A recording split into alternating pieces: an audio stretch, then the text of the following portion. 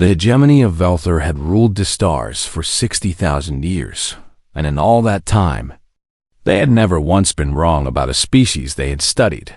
They watched younger races rise and fall like waves against a shore, cataloging each one with cold precision, and sorting them into tiers based on how much of a threat they might one day become. A Tier 1 species were dangerous and required immediate attention. Tier 9 species were nothing at all. Earth was classified as Tier 9. The Velthori observers had first noticed the small blue world spinning around its yellow sun about 300 years ago, and they had watched it with mild curiosity ever since the creatures who lived there called themselves humans. And the observers found them almost amusing in their simplicity.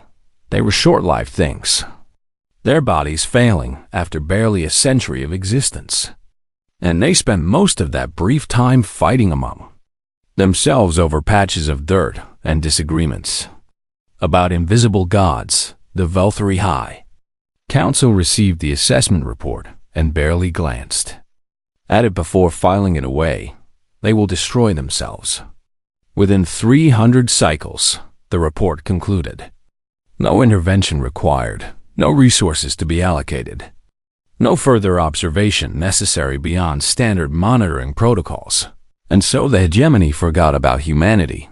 This was their first mistake. While the elder races looked away, the humans did something unexpected.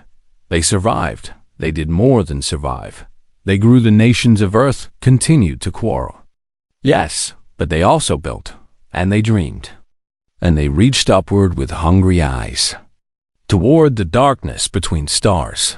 They put machines on their moon, and then they put people there too. They sent robots to Mars, and then they followed those robots with colonists who carved homes out of red dust and thin air. They argued about how to travel faster than light while sitting in university classrooms and corporate laboratories. And then one day a young physicist in Buenos Aires figured it out.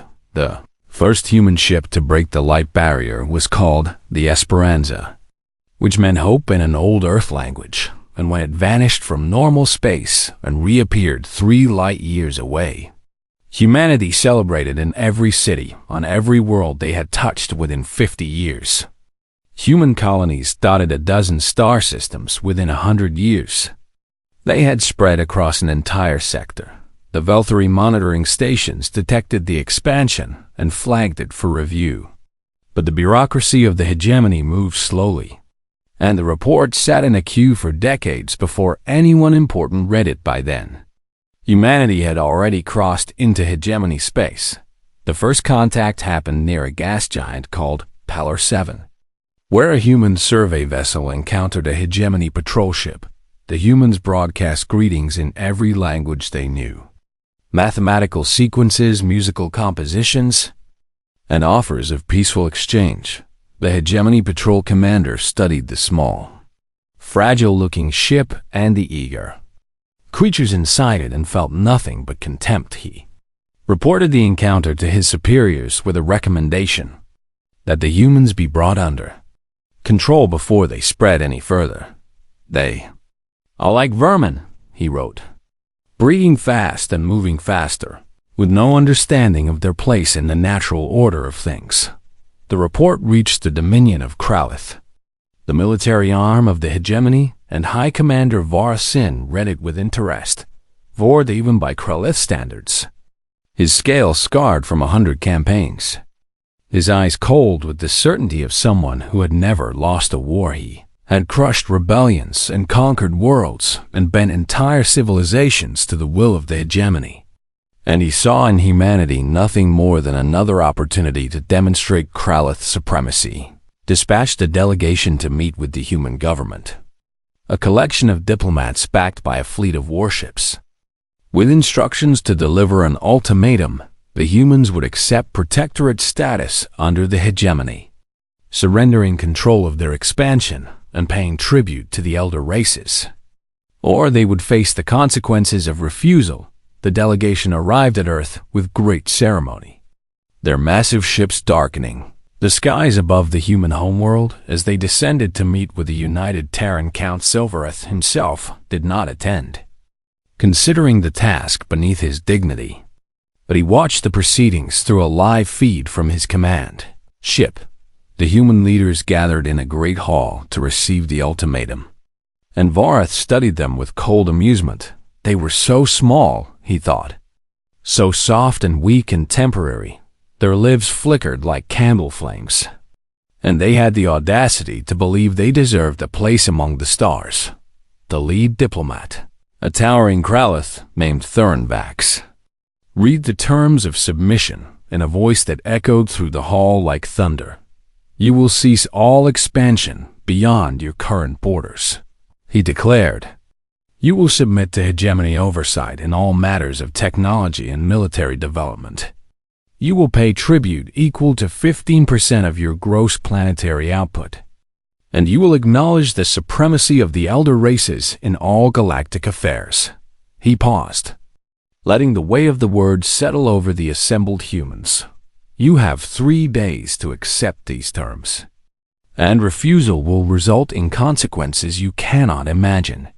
The human leaders whispered among themselves, and Vareth watched their faces for signs of fear. He expected to see desperation, panic, the dawning realization that they were utterly outmatched instead. The human ambassador, a woman named Sarah Chun, rose from her seat with a calm expression and a slight smile on her lips. We thank the hegemony for this generous offer, she said, her voice steady and clear.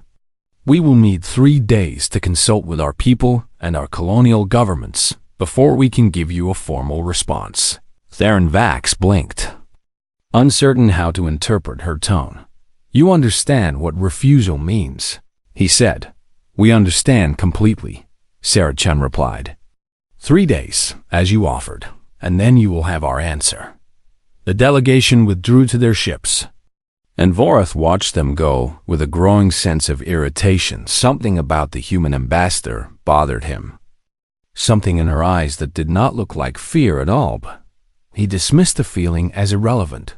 What could such a primitive species possibly do against the might of the hegemony? He decided not to wait for the human answer.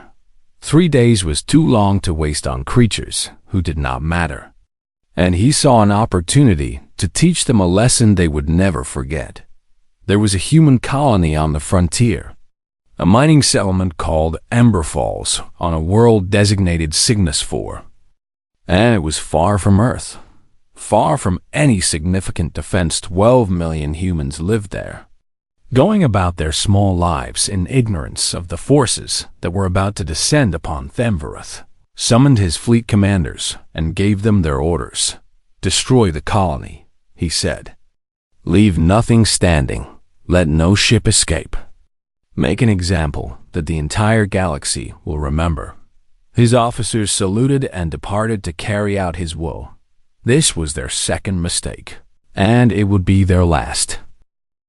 The Kralith fleet arrived at Cygnus 4 on a Tuesday morning, local time, when the twin suns were just beginning to rise over the mountains that surrounded Ember Falls.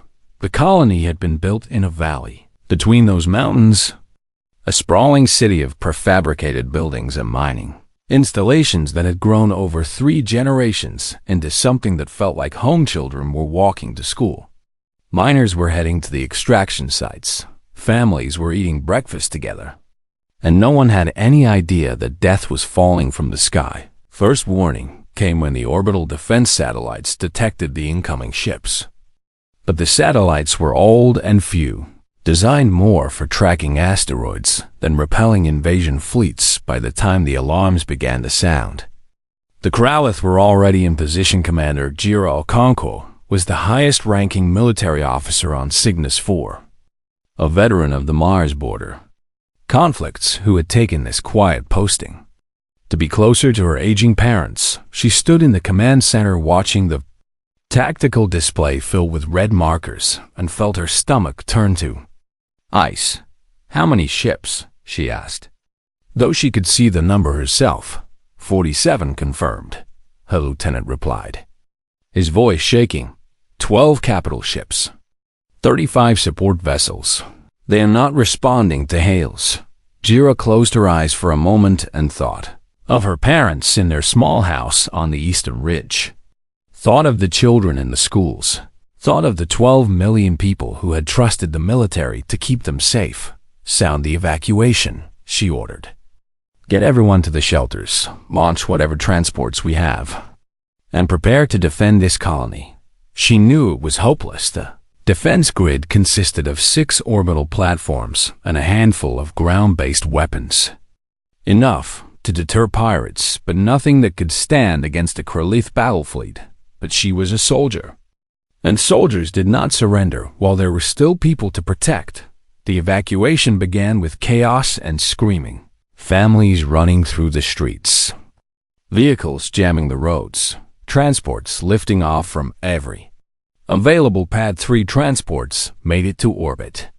Before the Krolith fleet opened fire, the first volley destroyed the orbital platforms in a cascade of explosions that lit up the morning sky like artificial stars. The second volley targeted the fleeing transports, burning them out of existence one by one, leaving nothing but debris and silence. The third volley fell on the city itself. Ira watched from the command center as the world outside turned to fire. Buildings collapsed. Streets melted. The screaming of millions rose and then fell silent as the bombardment continued hour after hour without pause or mercy. She managed to send one final transmission to Earth before the command center was destroyed. A desperate message that carried only her voice and the sounds of destruction. This is Commander Jira Okonkwo of Cygnus 4. We are under attack. The colony is being destroyed. There are 12 million people here. Please help us. Please remember us. Please make them pay for what they have done. The transmission cut off, and Jira Okonkwo died with her people. The bombardment lasted 6 hours when it finally ended. Ember Falls was nothing but glass and ash. A scar on the surface of the planet that would remain visible. From orbit for centuries, not a single building stood, not a single life remained. Advarth received confirmation of the attacks. Success and smiled with satisfaction. Send word to the human government, he ordered. Tell them what happens to those who keep the hegemony waiting. The message reached Earth 3 days after the attack, arriving alongside the final transmission from Commander Okonkwo and fragmentary footage recovered from destroyed satellites. The United Terran Council gathered in emergency session. And for the first time in human history, every nation and every colony watched together as the evidence was presented. They saw the fleet descending. They heard the alarms sounding. They watched the transports burning. They listened to Jira Okonkwo's final words, her voice steady even as her world ended around her. When the presentation finished, silence filled the council chamber. A silence so deep and so complete that it seemed to swallow all the air in the room. President Marcus Webb stood at the podium, his hands gripping the edges so tightly that his knuckles turned white. He was a politician, not a soldier, a man who had built his career on compromise and negotiation. But as he looked out at the assembled representatives, he saw something in their eyes that he had never seen before. He saw unity. He saw rage. He saw the birth of something terrible and magnificent. They killed 12 million of our people, he said, his voice barely above a whisper. Children, families, workers, dreamers, people who had done nothing wrong except exist in a place the Krolith wanted to make an example of. He paused and drew a deep breath. They thought this would make us afraid. They thought we would beg for mercy. They thought we would submit. His voice rose, filling the chamber. They were wrong. The vote was unanimous. Every nation on Earth signed the Terran Defense Accord within 72 hours. Every colonial government added their names within it. Wheat factories that had made consumer goods converted to weapons. Production research facilities that had been working on commercial technologies pivoted to military applications. Veterans who had retired decades ago showed up at recruitment centers, demanding to serve young people who had never held a weapon in their lives, lined up to learn. Transformation happened faster than anyone thought possible, faster than any economist or military planner had predicted, because the humans were driven by something that transcended logistics and strategy. They were driven by grief. They were driven by fury. They were driven by the memory of 12 million voices silenced forever. Admiral Helena Vance received command of the newly formed Terran Expeditionary Fleet on a cold morning in Geneva. Standing before the same council that had declared war, she was 57 years old, her hair gray at the temples, her eyes hard from decades of service and conflicts that now seemed small and meaningless. Her daughter, Lieutenant Maya Vance, had been stationed on Cygnus 4. Assigned to the orbital defense platforms, Maya had been among the first to die. Helena had watched the footage of her daughter's platform exploding, watched it again and again in the privacy of her quarters until she had memorized every detail, every flash of light, every fragment of debris. She did not cry, she did not scream, she simply made a promise to herself, a promise written in the silence of her heart. Admiral Vance, President Webb said, "You have been given command of all Terran military forces. Your mission is to defend humanity and to bring justice for the people of Ember Falls. What are your orders?" Helena looked at the president, then at the assembled representatives, then at the screen that still showed an image of the ruined colony. "Find them," she said, her voice as cold as the void between stars. "Show them what we are." The council erupted in applause. But Helena barely heard it. She was already thinking about the war to come, already planning the battles that would be fought, already imagining the day when she would stand before the beings who had murdered her daughter and show them the true cost of their arrogance. The Kralith had wanted to teach humanity fear instead. They had awakened something far more dangerous. They had given humanity a reason to fight together.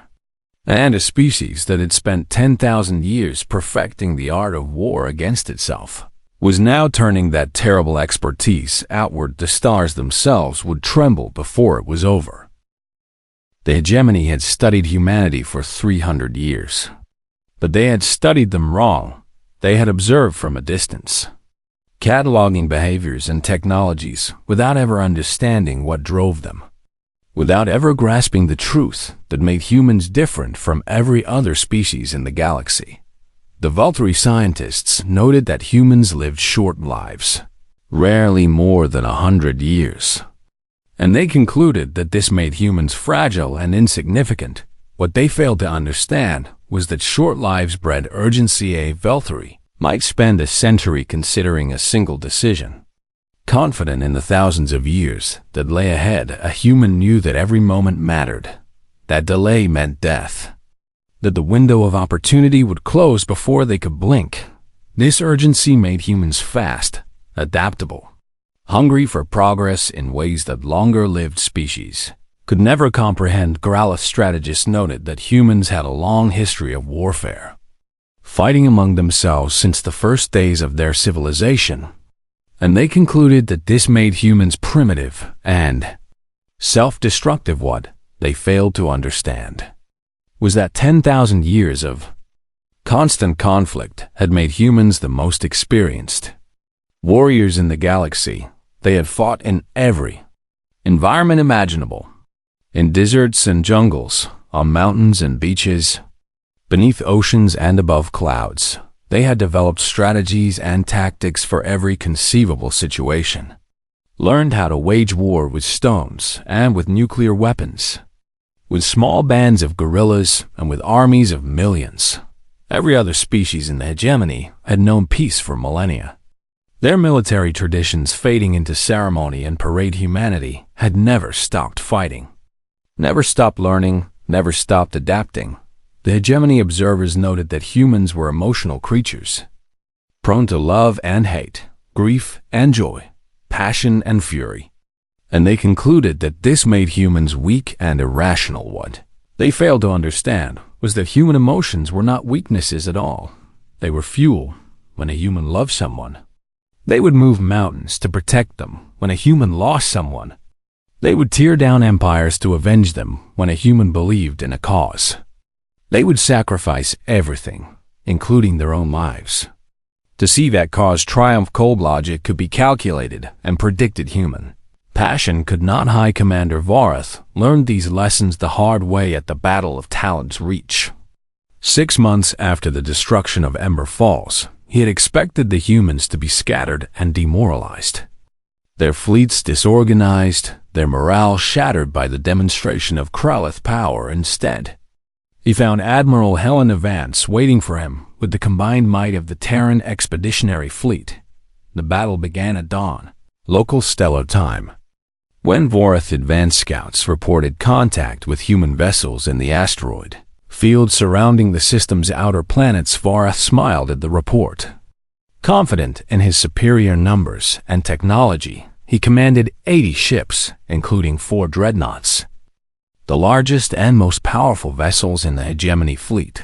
The humans had perhaps 50 ships, none larger than a heavy cruiser, and their technology was supposed to be generations behind Kralith standards. Advance and destroy them, Vorath ordered. Settling back in his command chair, this will be over before the next meal cycle. The Kralith fleet moved forward in standard formation.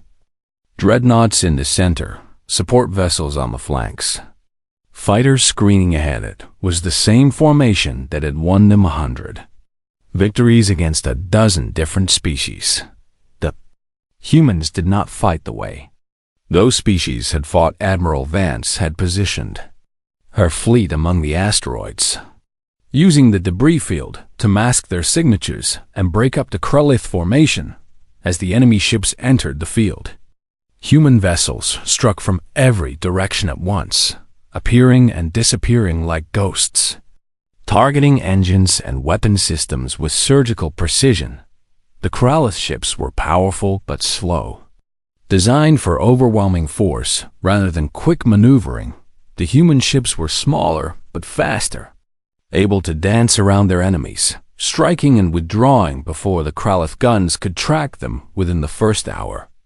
Vorath had lost 6 support vessels, and 2 of his dreadnoughts had taken significant damage. Ordered his fleet to regroup and push through the asteroid field with overwhelming firepower. Blasting a clear path toward the human positions, the humans fell back, drawing him deeper into the field. And Vorath pursued with growing frustration. He did not realize it was a trap until it was too late. Vance had positioned her heaviest ships in a crescent formation on the far side of the field. And as Vorath's fleet emerged from the asteroids, they found themselves caught between the pursuing human frigates and the waiting cruisers. The Kralith were surrounded for the first time in his long career. Vorath felt something that might have been fear, but the worst was yet to come. One of his dreadnoughts, the Fury of Korath, managed to disable a human destroyer with a direct hit to its engine section. The small ship drifted, powerless, its hull venting atmosphere, its crew surely dead or dying.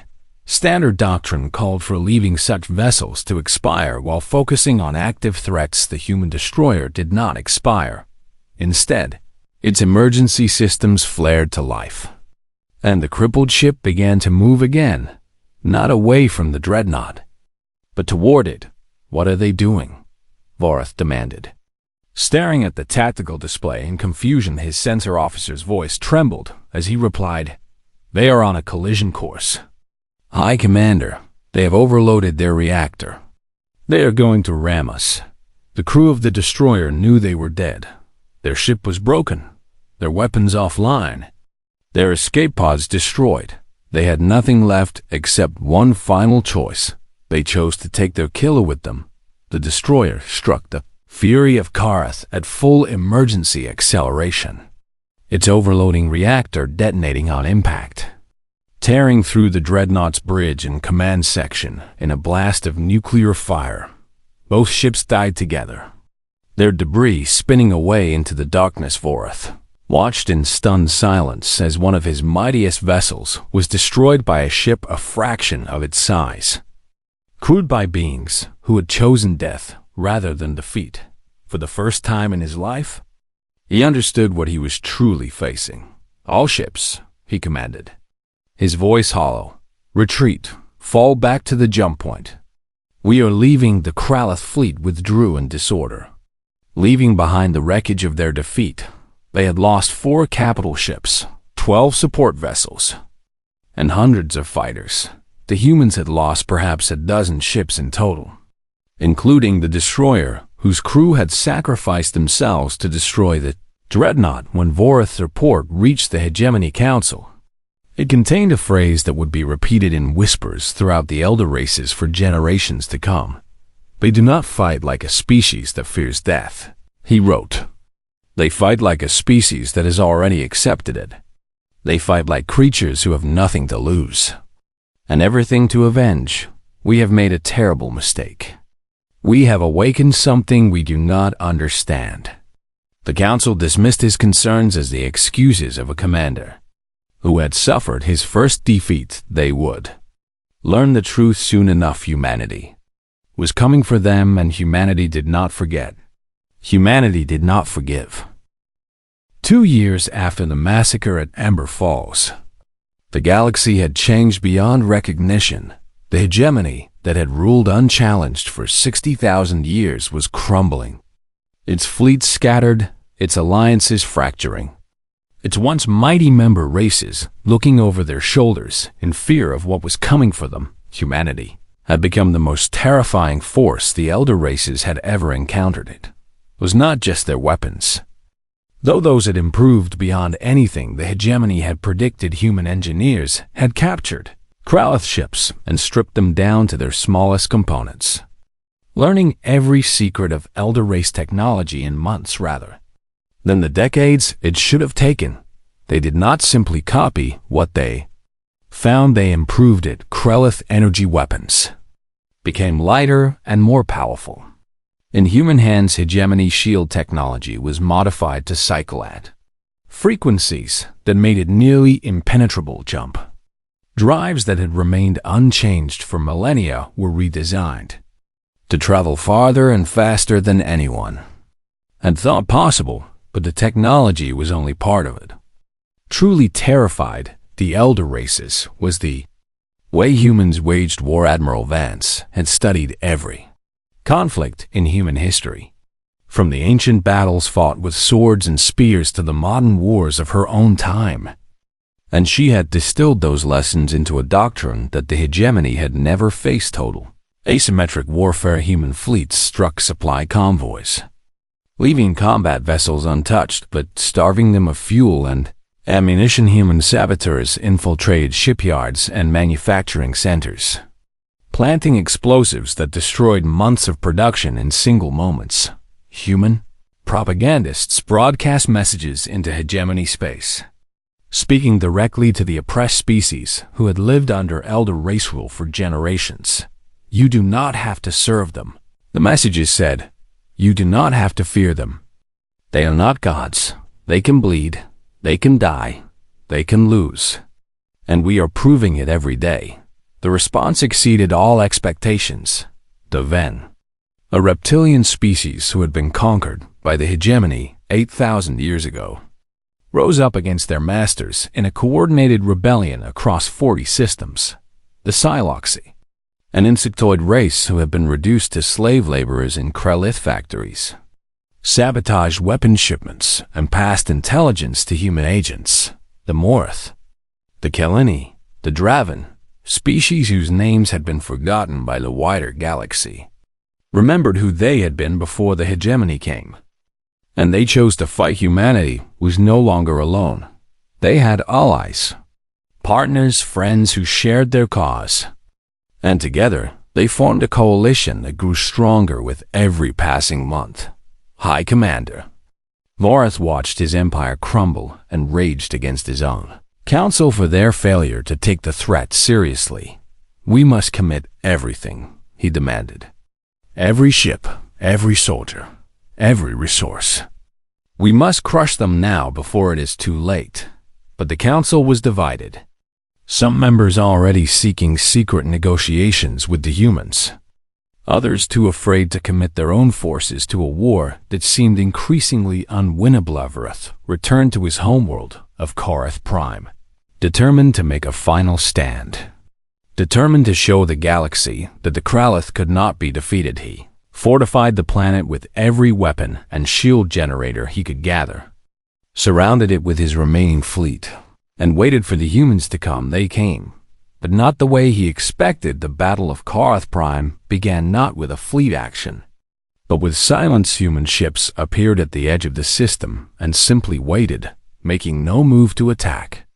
Broadcasting no demands or ultimatums, Vorath watched them from his command center, confused by their passivity, wondering what trick they were planning. He did not know that while he watched the fleet, a different kind of attack was already underway. Human special forces teams had been infiltrating Korath Prime for weeks, arriving in small groups through maintenance tunnels and cargo shipments, hiding in the industrial sectors where few Kralith ever ventured.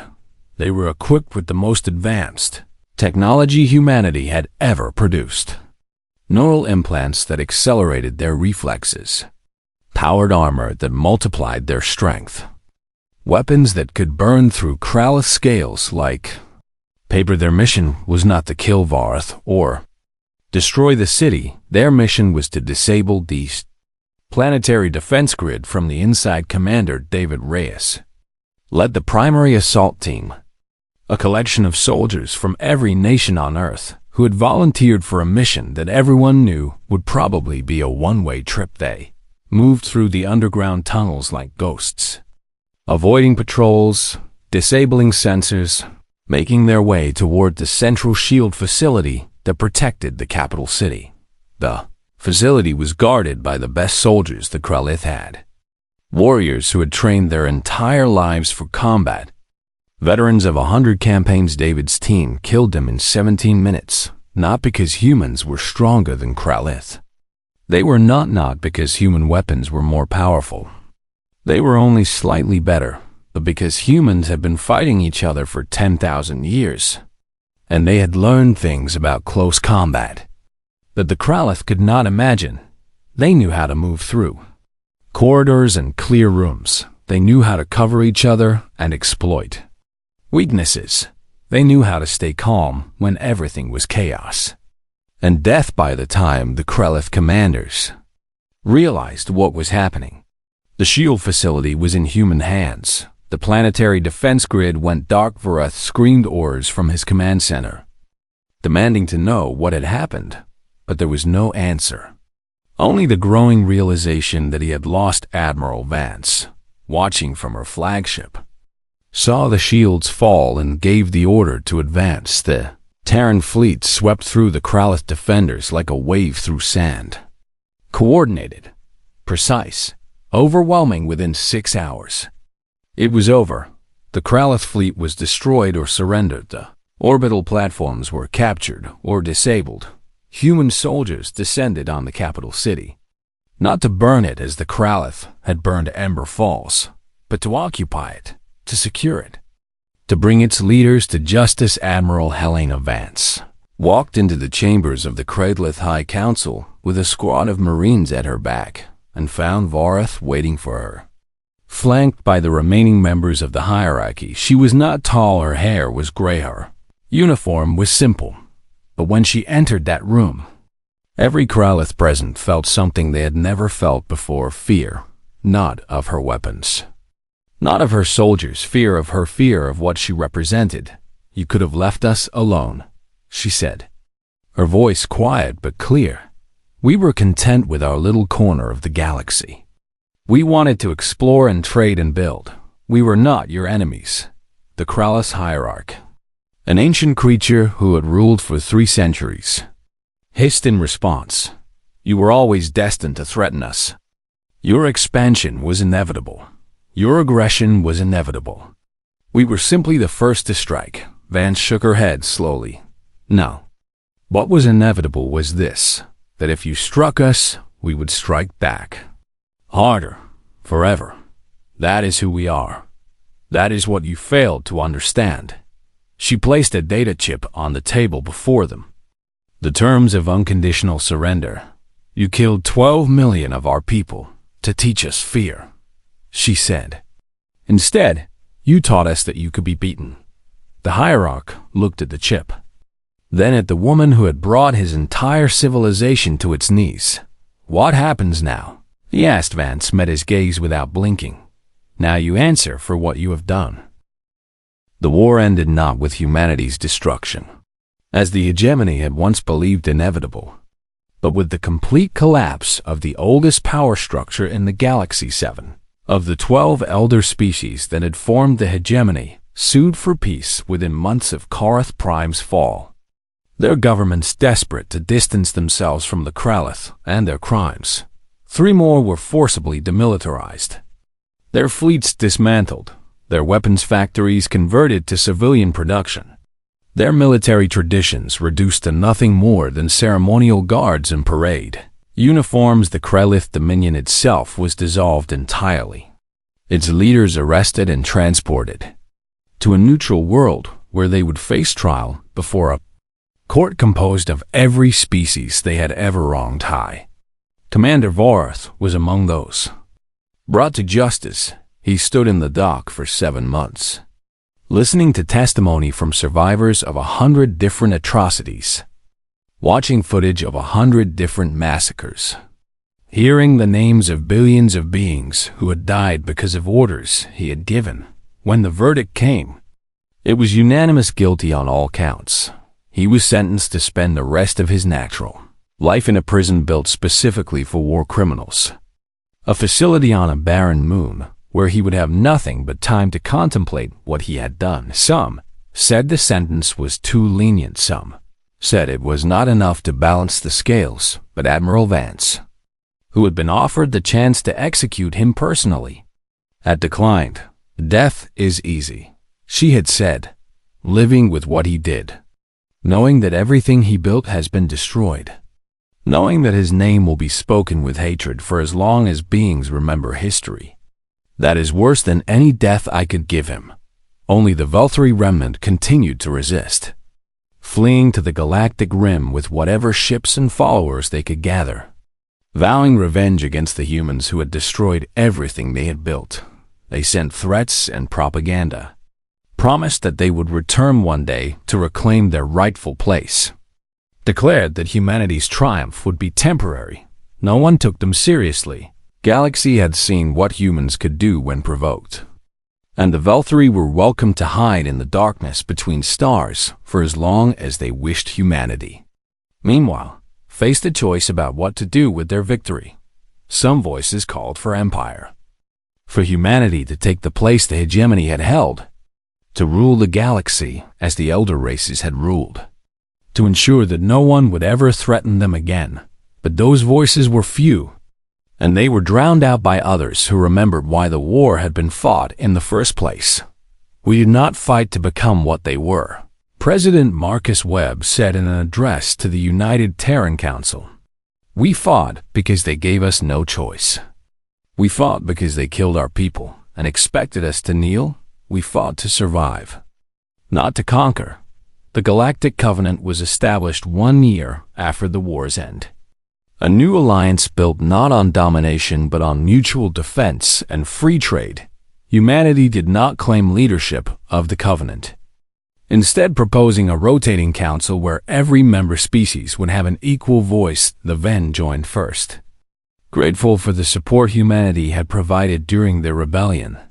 Eager to build something new from the ashes of the old order, the Siloxy followed, their queen personally traveling to Earth to sign the accords, declaring that her people would never forget the humans who had helped them break their chains. Others came after them, species large and small, powerful and weak, drawn by the promise of a galaxy where strength would be used to protect rather than to oppress. Not everyone trusted humanity.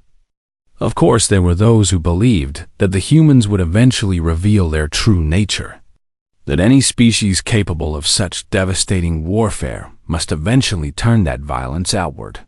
But As years passed and humans kept their promises, as trade routes opened and prosperity spread, even the skeptics began to believe that something had truly changed on the 5th anniversary of the massacre at Ember Falls. A memorial was unveiled on Cygnus Eve. The planet had been left untouched since the attack, its surface still scarred by the bombardment. The glassed ruins of the colony, visible from orbit as a permanent reminder of what had been lost. Memorial was built in the center of what had once been the main city. A towering structure of obsidian glass etched with the names of every person who had died. 12 million names, arranged in spiraling columns that rose toward the sky, each one catching the light of the twin suns and reflecting it back like a field of stars. Representatives from every species in the Covenant attended the dedication ceremony, standing together on ground that had once been soaked in blood and ash. Admiral Helena Vance, now president of the Terran Council, stepped forward to speak. She was older now, her hair fully white, her face lined with years of war and peace and the weight of leading her people through the most difficult time in their history. But her eyes were still sharp, her voice still strong, her spirit still unbroken. "We did not ask for this war," she began. Her words carried across the planet and broadcast to every world in the Covenant. "We did not want it. We were content to explore and grow and build our small place among the stars." She paused, looking out at the assembled crowd, at the faces of humans and aliens alike. "But when the war came, we remembered who we are. We are the species that crawled out of caves and looked up at the night sky and refused to believe that the stars were beyond our reach. We are the species that turns tragedy into triumph, that finds strength in unity, that refuses, always refuses, to kneel before those who would destroy us." Her voice rose, filling the silence. "To those who would threaten us, to those who would harm our people, to those who believe that violence and fear are the only ways to rule, I say this: learn from those who came before. Look at the ruins of their empire. Look at the prisons where their leaders rot. Look at the names carved on this memorial, and understand what it cost them to challenge humanity." She raised her hand toward the obsidian columns, toward the 12 million names shining in the sunlight. "We are not conquerors. We are not tyrants. We do not seek to rule over others or to impose our will on those who wish only to live in peace." Her eyes hardened. "But we are not prey. We will never be prey. We are humanity, and we remember across the galaxy, in council chambers and colony domes, in ships traveling between stars and stations orbiting distant worlds. Beings of 100 different species heard those words. Some felt hope, some felt fear. All of them understood the humans had been left alone once, forgotten and dismissed as insignificant, and they had used that time to grow strong. Now they stood at the center of a new galactic order, guardians of a peace they had earned through blood and sacrifice, protectors of a future that belonged to everyone willing to build it together. And if anyone was foolish enough to threaten that peace, to attack the innocent, to try to impose their will through violence and fear, they would learn the same lesson the hegemony had learned: you should have left the humans alone. Now, you have started a war you cannot win.